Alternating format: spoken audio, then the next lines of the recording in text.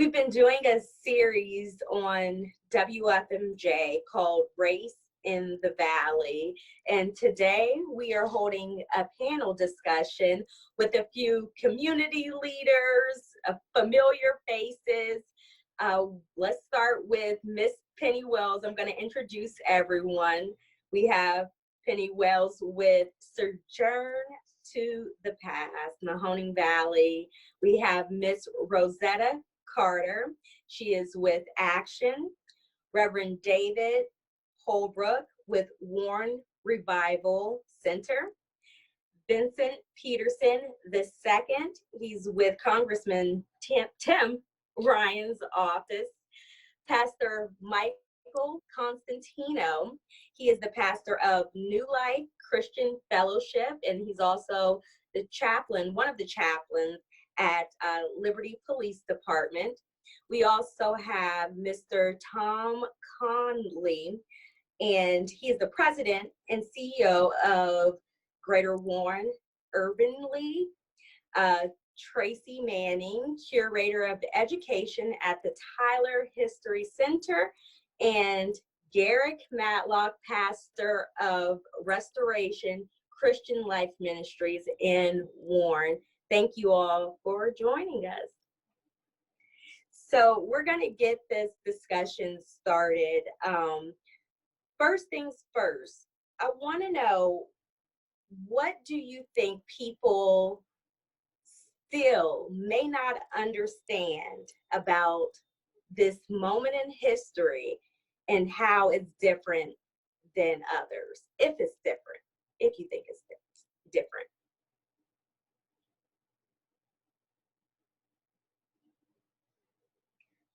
Vincent? So obviously I've not been on this earth a long time, but 30 years. But in my 30 years, I've never seen people gather together in a way as they are right now. I was formerly in law enforcement, now working in politics, but the one thing that it seemed after every video or every moment like this ever happened, there was always a but. There was always, hey, this happened, but, or, he shouldn't have been doing this, or, whatever the case may be. But I think this moment was so egregious and people felt it so deeply that they had no choice but to really look at what are the deeper causes, what are the deeper meanings. And, I often compare this moment to the Selma Bridge incident, not because of the scope of it, but people watched that live. They watched what happened, and they were forced to see and forced to feel a sense of responsibility, even if they were in the North, for what was happening in the South. And it changed because that same year we were able to get the Voting Rights Act, because so many people felt so impassioned about getting policy change and changing things.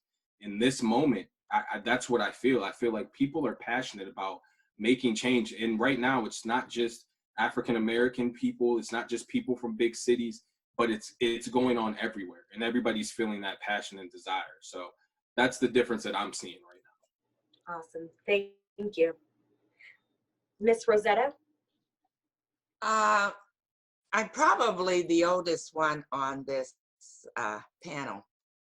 And when I listened to Vincent and he said, he hasn't been on this earth very long. And I've been on 70 plus and have been a victim of racism. And it's very difficult for me because my livelihood was built on my adult livelihood was built on the fact that my husband was one of the first African-American state highway patrolmen in Ohio. And as he was serving his state, our house was burned down right over in Austintown. So we were victims of racism, but yet and still, nothing ever, police never came, nothing happened, we rebuilt. And then I've lived all over the country in different areas. And so now in my years, I've never seen such hatred and such racism. But yet and still, now I see such unity between our Black and white brothers and sisters are saying, we're tired and enough is enough, and supporting us and actually understanding our pain and what we had gone through. Yes, I said, even the racism when my several great grandfather was hung, but yet and still I do still work for equality.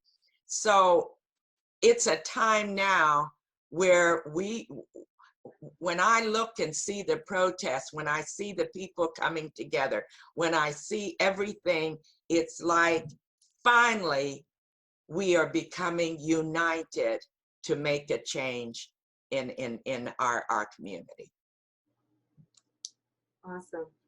Ms. Penny Wells, I saw you put up your hand. Right. So I agree with Vincent. He's talked about the Edmund Pettus Bridge, and the attack on John Lewis and the 600 people from Selma who were kneeling to pray and were attacked by, state troopers, deputy sheriffs, policemen, with some on horseback, some with gas masks on, with clubs wrapped in barbed wire, and attacked this innocent group of people. And that happened a number of times, during the 60s. One was the Children's March, where we saw children, being attacked by vicious dogs, by, police, firemen with fire hoses.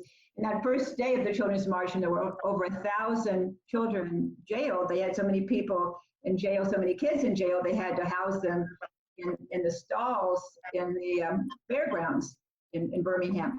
But all of those incidents, shocked the country, and it caused people in the North, in particular, to march, to protest, and a lot of them were white.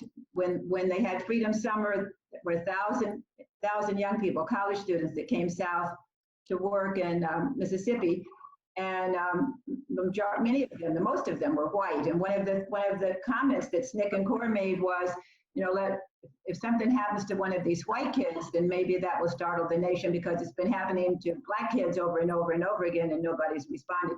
So you had public reaction and all of that, all during the 60s.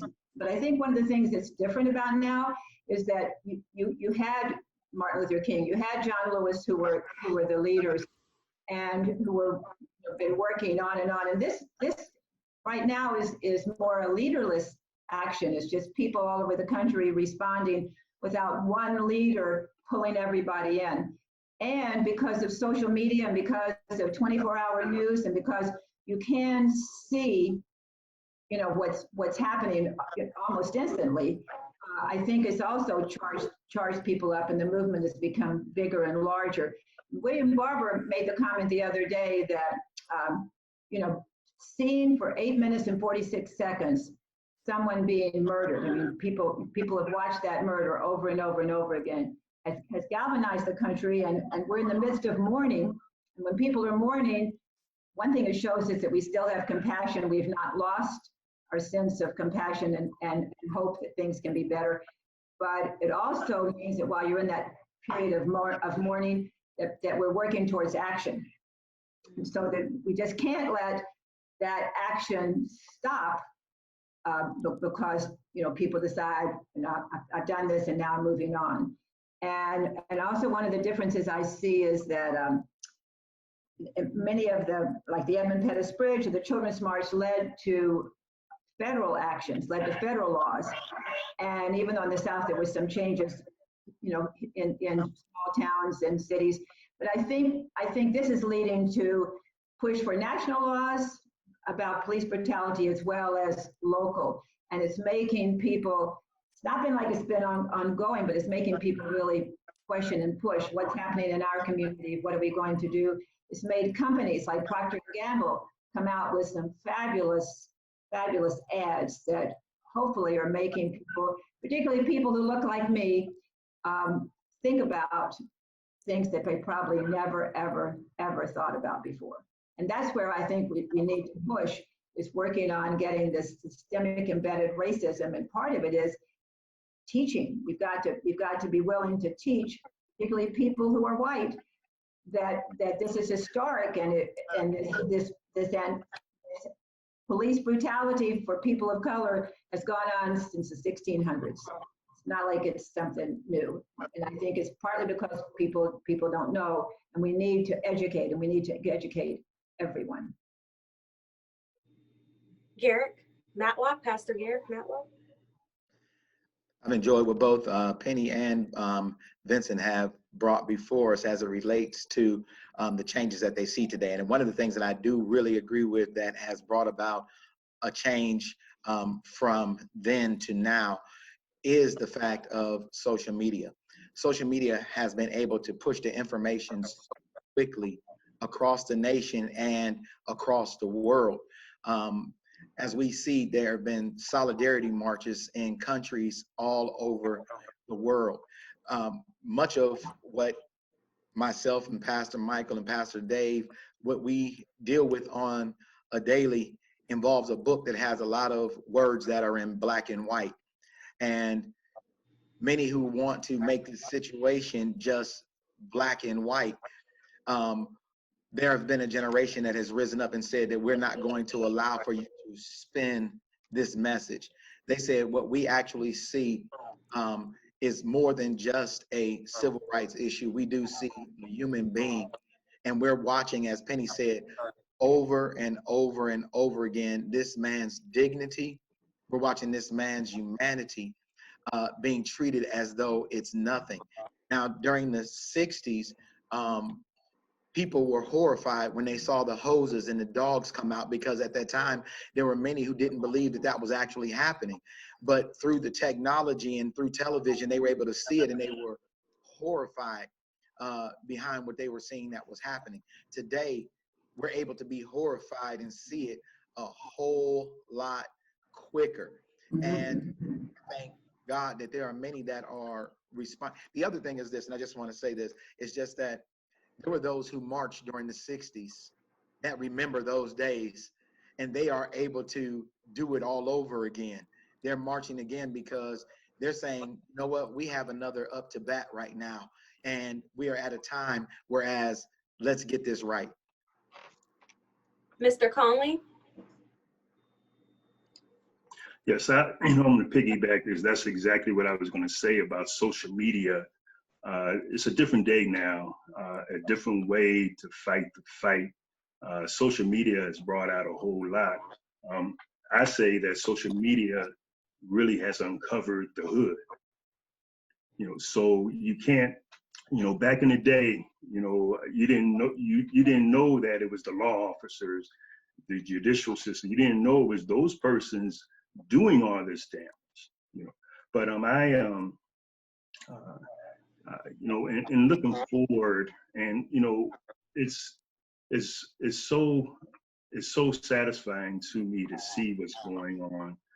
For instance, back in Warren, when I introduced starting a video patrol, where social media wasn't even popular, we didn't even have no people calling wanting to do that.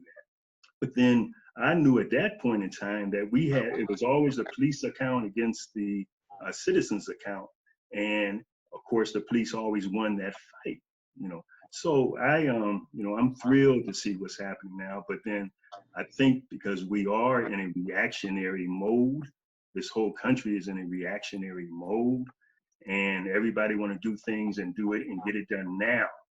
It's not going to happen right now. But at the same token, I think we need to we need to have a conversation as well on the history of these United States, the true history of these United States, and to show the injustices that came down in the form of law from our government officials. John Lewis was mentioned a whole lot. I had the privilege of escorting him to a speaking engagement here in Youngstown some years ago, and it's just it's an honor, to be amongst history. And we must be able to pass that legacy. Because, you know, it's a lot of people in Congress now that they were fighters, but they're ready to retire. And who's going to take place? You know I'm in the point, and I keep on telling everybody, I have a few years left, but, you know, I'm not going to be the one holding that torch and thinking that I can't let it go. But I feel that we must talk about our history. We must make people aware of the history of these United States and systematic racism as it really is. All right, my video just went out, but Pastor Constantino? Thank you, dear. I believe everyone here has made really great and strong points, but I have to just be personal with you and with everyone. Is when I learned about Mr. Floyd's death and watched that all happen, and then all the protesting started to develop, I was bothered, convicted, and needing to help. And, you know, I believe one of the differences going on today is that people are acting on their convictions. They're bothered personally by what is wrong, and what can I do? How can I help to make things right? And even though we might not have all the answers or even any answers, we can get together like this and have conversations, like Mr. Conley was alluding to, and seek the Lord in our churches, and get on our knees praying, and come together and do what's right. One of the other differences is I think a lot of us are really considering how important this is for our children and grandchildren to learn. I believe someone's already said that. This is a moment in history that is very significant. And if we are not taking advantage of the time we have with our children and grandchildren and helping them learn, then we're missing it. And we're squandering the opportunities, and this will just pass us by, and we'll just be going in circles. So I really appreciate everyone's conviction in this, and their willingness to help. And that's really, it's really a need right now. Tracy, did I see your hand go up after Pastor Constantino? Okay. Yeah, I think history, of course, is what I do, but I'm seeing so many more people latch on to the history. And it's not just going back to the 60s, the 50s, it's going back to the 1860s and the 1850s, and looking at what happened not only leading up to the Civil War, but after the war. You know, the South and white supremacy lost the war, but they won Reconstruction, and they were able to completely rewrite the history of what happened in the South. And people being able to look back and see how this lost cause mythology took over, and historians for decades were rewriting the history of the slaveholding states. And we're seeing that these monuments that are being torn down, they are not monuments to the Confederate foot soldier. They are monuments to white supremacy. And they are monuments that were placed in the 1890s, in the 1920s, in the 1950s, and they were being placed to keep that heritage of white supremacy at the top. And I think that people really starting to dig into the history of what was really happening is amazing to see, because we've been trying for years, and it's so great to see that. And even Juneteenth, seeing so many people talking about the true history of Juneteenth that we all knew about. This was not new information. And that has been so wonderful. And I think we're finally going to start to uncover all of the damage that those lost cause historians did in the decades after the war. And I think it's about time that that's happened. Mr. Conley. Yeah, I am not a pastor, but I want to say this. I listen to, it's a pastor that I listen to, and Pastor Matlock knows who I'm talking about. And this pastor who's worldwide, nationwide, he talked about divine disruption. And, we have this COVID thing going on right now. You cannot forget that. And then all of a sudden, now race is at the top of people wanting information on. And, I don't think this is by happenstance.